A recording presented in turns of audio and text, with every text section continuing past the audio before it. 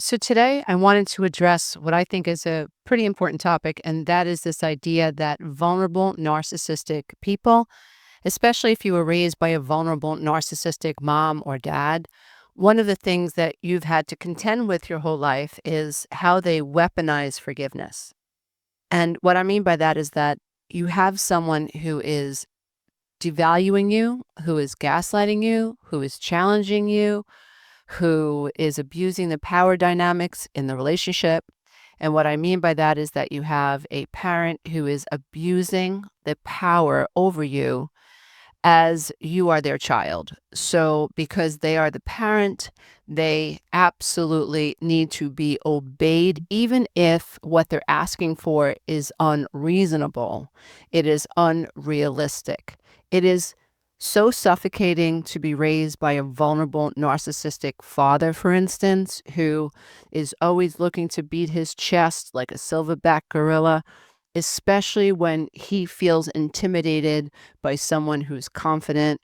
Remember, somebody who has a weak mind is always going to be intimidated by somebody who is confident. So, a vulnerable narcissistic father will feel like he is crawling out of his skin when he is in the company of strong, confident men. I'm not talking about toxic alpha men. There's a difference. I'm talking about men who don't need anybody else's validation. I'm talking about men who know who they are. I'm talking about men who feel confident in their own skin, who have their own hobbies, who, like I said, they just know who they are. So they're not seeking your approval. They don't laugh at every joke you tell because you need to command their attention by other people laughing when let's say, a vulnerable narcissistic father cracks a joke. What's really happening is that he's looking to control the audience. He's trying to get a feel and a read for how well people respond to him. So covert narcissistic dads who are like, oh, the funny one, they don't tell jokes to make other people laugh. They tell jokes to control how other people feel about them because they're so anxious in their skin around men or other people who are confident. This is very common. It's a covert operation. It's a form of coveting, and it is envy, and it is jealousy, and it's rooted in insecurity. When you have a covert narcissistic mother, she could be dismissive, passive aggressive, nasty, withhold love, gaslight you, triangulate you with family members, even against your father. I went through that with my mom. She covertly would speak about me to my siblings and to my dad and to other family members in a way that made it sound like she cared, but she really didn't. It was her way of justifying her emotional abuse, her psychological abuse, and her uncomfortability with her inability to love me unconditionally. All children are born good, in my opinion. Some are born with brain anomalies, but I'm of the belief that while, yes, it can be nature that causes certain dispositions and personality, I would say dysfunction or disorder, but evidence highly suggests that what happens to the child affects the outcome, the psychosocial development, the ability for the child to socialize. For a child to be able to socialize confidently, they have to feel loved. They had to have felt safe. They had to have felt like the people that gave birth to them thought they were good. How does a child go into a playground with the confidence to say, "Hi, my name is Lisa," if their sense of self has never truly taken form and allowed them to feel good about themselves? They can't. But we judge those little babies. We say that they have a personality issue. We say that they have esteem issues. But lots of the cases, what they really have is a dysfunctional parent at home. That's the real issue. A parent that is so wrapped up in the goodness that they think they are. See, a lot of damage is done by parents who think they're awesome, by parents who think, oh, well, I tell my kid I love them. I'm home every day. Right. But you are there with this child because you see the child as a source of narcissistic supply. Oh, no, I don't. Think about it. Think about it. How many parents think they're doing good when they're criticizing their child? Like really harshly.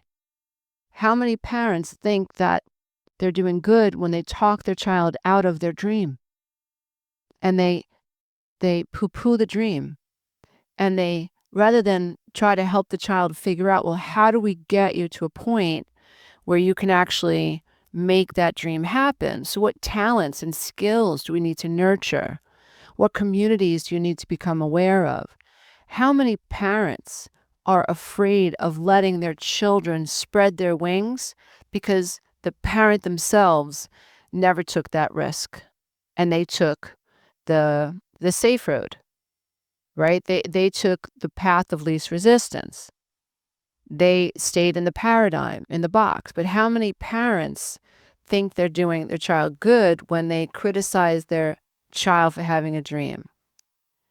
I started writing when I was 7 years old, and I was good at it, and it came natural. It saved me. Literally, journaling saved me at 7 years old. Writing just 4-line poems. Just, okay, I got that feeling out because nobody in my family cared what was happening inside of me. So I found this way out. When I was 17, my dad said, what do you want to do with your life? And I said, I want to be a writer.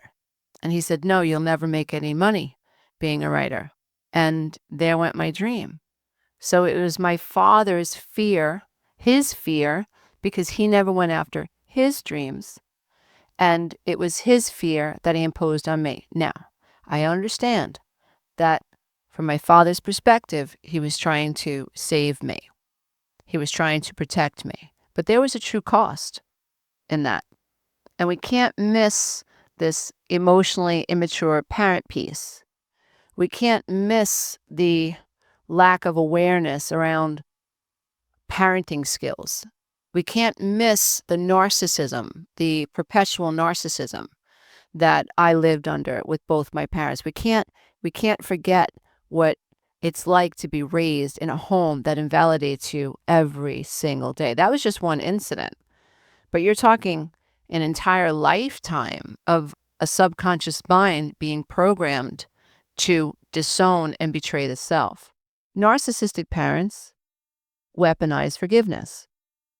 You have to be aware of that, because if you're the adult child of a narcissistic parent, you might be struggling. I know I have, with where's the line between forgiveness and holding myself accountable for how I feel around these people. If I was a good person, wouldn't I forgive? Wouldn't I be able to spend more time with them? Wouldn't I be able to just let this roll off my back? That train of thought happens because lots of the times, I'm not saying all the time, but based on my personal and professional experience working in this field for so long now, what I have noticed is that as a child, when you were treated very, very poorly, you were judged for not getting over it quickly. You heard things like, I did that for your own good. How long are you going to hold a grudge? You know that I did my best. Why are you so angry with me? You are so ungrateful. So this is what happens when you come from a narcissistic home. And remember, narcissists don't think they're narcissists. That is why they remain narcissists, often till the day they die. Because lots of times, narcissists think they're awesome people. And I have found that the more awesome you think you are, oftentimes the worse you are. It is the people who are like asking themselves, why did I do that? Why did I say that? How did I hurt my child? How did I hurt my spouse? When was I snarky? How can I not be snarky in the future? Wow, I made that all about me. I don't want to do that. I don't want to be that person. So it's the person that's willing to ask themselves, like, why did I do that?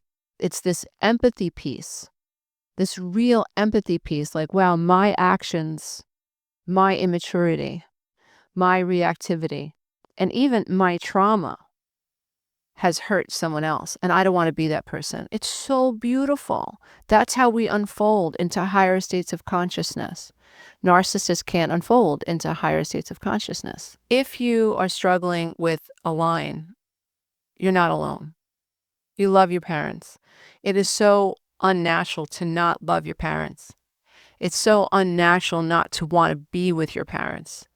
It goes against nature. It goes against biology. So what also goes against biology is having the mama cub, the mama bear attack the baby cub, or the lioness attack the lion cub. Like, that's also goes against nature. But yet, when we're dealing with humans who are flawed or have trauma in the subconscious mind and have neurology and psychology and nervous systems that are wired for self-protection, that are below the veil of consciousness, that don't know that their small self and their ego self is making them a threat to their own children, well, we end up being those baby cubs that were attacked by the mama bear. And that changes you. And so if you are here and you're understanding, like, wow, that was my experience, of course you're going to have a hard time going over on Sunday, Sunday, for a Sunday meal for spaghetti and meatballs. Like, when is the next attack? When's the next snarky comment? When is the next innuendo? When is the next guilt trip? When is the next criticism for the pocketbook that I'm wearing today that doesn't match my shoes? Or where is the condescending remark about, oh, who do you think you are? Or Miss High and Mighty, who does she think she is? Well, she's better than us. You're always walking on eggshells when you're the adult child of that covert narcissistic mother or father. Growing up, if your parents disciplined you with corporal punishment, you hear things like, I had to do that, right? It hurt me to hurt you, right? And it's like, oh, now I have to give absolution. Now suddenly I'm a priest in a confessional box, and you're confessing your sins to me, yet I'm the victim of you. And now I have to say, it's okay that you whipped me today, Dad. It's okay that you did this terrible thing, Mom. It's okay. It's okay. Completely narcissistic. So a covert, vulnerable, narcissistic father and mother will weaponize forgiveness. And they will make you feel guilty for trying to hold a boundary with them. So my suggestion is, and it's always been my path, is to think about what's really going on here. To be mistreated your entire life, to have such a lack of compassion for who you are as their child, to consistently over and over and over have a parent turn every conversation into something that has to do with them becoming the main character, for them to twist the stories, to use the Bible against you or the Quran against you or whatever, the Torah, to have them invalidate you, to have them intimidate you, to have them threaten you, threaten you with their criticism. And then after this big explosion, they want you to absolve them so that you don't hold them accountable. I'm sorry. I just can't do that anymore. I just can't do that anymore. And I remember when I finally put a boundary in place, and boundaries aren't, you can't talk to me like that anymore. That's a verbal boundary. A boundary is, oh, you did that thing again, and now this is the action that I'm taking because you did that thing. So for me, it was peace out. And I left my parents' home, and we did not see each other for over a year. That was a boundary. I didn't answer the phone. I didn't go to holidays. It's like, you have to stay away from me now. It was the worst time of my life. My family was not there for me. If anything, they were talking smack about me. But that came from when I was 2, 3, 4, 5, 6, and 7 years old, when my mother was telling people that I was too much. I was selfish. So she set the stage. And I played the game. She gave me a name and I played the game. So because I feared her seeing me as selfish and the way that they felt, I thought the answer was to not have a self. Don't have a self. Don't treat the self well. I remember the first time I saw a young girl, I think I was in 7th or 8th grade. I went to her house and she was putting cocoa butter on her legs. And I was shocked. Like, what? This evidence of self-care was so shocking to me that it rattled my brain and I never forgot it. Because in my house, if I dared to put lotion on my skin, there would have been criticism from my mother, and I know that. So for me, which is why I ended up with codependency and depression and had this ultimate breakdown when I was about 35 years old, terrible mental and emotional, spiritual breakdown, but it was the best thing that ever happened to me because it was the lobster shell was ripped wide open and I got to crawl out of the shell that my childhood created for me. And in that space, that year, I was growing a new shell.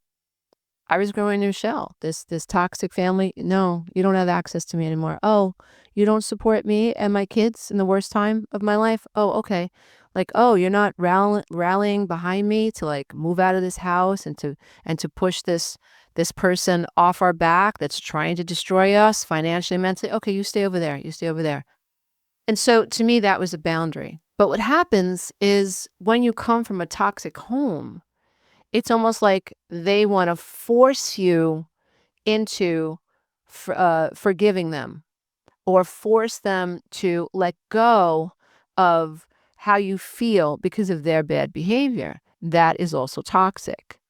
So this session is really to encourage the adult children out there who come from homes where forgiveness is weaponized, where it is a form of narcissism. It is a fight for power in the dynamic of the relationship. It positions the person who is demanding forgiveness into the victim state. See, they're a victim of you. See, they cause an action in the quantum field against you that caused you to feel this way about them, but now you're forced into forgiving them. And in that space is the jockey for power and dominance. And in that space, that narcissistic parent is saying, I'm better than you, and you have to forgive me. And how dare you hold me accountable for how I treated you? How dare you? And so here comes more guilt, and here comes more blame, and here comes more conversations and triangulation and outing you out and more flying monkeys and all that crap. Here it comes, and you know it, you feel it. And you just got to get to a point where you're just like, I'm done. My philosophy is let go in love and light. Shutty, shutty, namaste, and walk away. Literally shut the chapter on that part of your life. Life is too hard. Life is just too hard. We do not need people in our lives that do this. We do not need mothers and fathers in our lives, or brothers or sisters, or ex-spouses or ex-sister-in-laws, or whoever. We don't need people in our lives, in my opinion, that weaponize this forgiveness piece. Because what it is, they're jockeying for position of victim of you. Meanwhile, they victimized you. They'll never see it.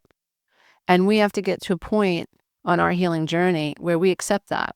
So I accept your faulty perception of this experience. I accept that you see me as the person who caused this dynamic. I literally accept it. And you know what? I'll go one step further. You talk about emotional freedom, dear one. You give them permission to see you as the bad guy. You give them permission to play the martyr. You give them permission to use the Bible against you. You give them permission. Give them permission. And then in that space, you also become the lobster that has outgrown this suffocating lobster shell, because that's how lobsters roll.